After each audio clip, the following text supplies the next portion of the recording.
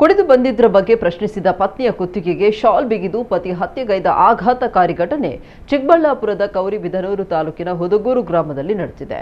30 ವರ್ಷದ ಪಾವನಿ ಕೊಲೆಯಾದ ಮಹಿಳೆ, ಕೊಲೆ ಮಾಡಿದ ಪತಿ ರಾಘವೇಂದ್ರನನ್ನ ಈಗಾಗಲೇ ಪೊಲೀಸರು ಬಂಧಿಸಿದ್ದಾರೆ. 5 ವರ್ಷಗಳ ಹಿಂದೆ ಪಾವನಿ ಹಾಗೂ ರಾಘವೇಂದ್ರ ಮದುವೆಯಾಗಿದ್ರು. ಮೊನ್ನೆ ರಾಘವೇಂದ್ರ ಊರಿಗೆ ಬಂದಿದ್ರು, ಮನೆಗೆ ಬಂದಿರಲಿಲ್ಲ. ಈ ಬಗ್ಗೆ ಪಾವನಿ ಪ್ರಶ್ನಿಸಿದ್ದಾರೆ. ಮನೆಗೆ ಯಾಕೆ ಬಂದಿಲ್ಲ, ಕುಡ್ಕೊಂಡು ಎಲ್ಲೋ ಬರ್ತಿದ್ಯಾ ಅಂತ ಕೇಳಿದಕ್ಕೆ ಕೋಪಗೊಂಡ ರಾಘವೇಂದ್ರ ಪತ್ನಿ ಜೊತೆ ಜಗಳ ಶುರು ಮಾಡಿದ್ದ. ಜಗಳ ತಾರಕಕ್ಕೇರಿ ರಾಘವೇಂದ್ರ ಪಾವನಿಯ ಕುತ್ತಿಗೆಗೆ ಶಾಲ್ನಿಂದ ಬಿಗಿದು ಕೊಲೆ ಮಾಡಿದ್ದಾನೆ. ಅತ್ತ ತಾಯಿ ಮೃತಪಟ್ಟಿದ್ರೆ ಈತ ತಂದೆ ಜೈಲು ಸೇರಿರುವ ಕಾರಣ 4 ವರ್ಷದ ಗಂಡು ಮಗು ಅನಾಥವಾಗಿದೆ.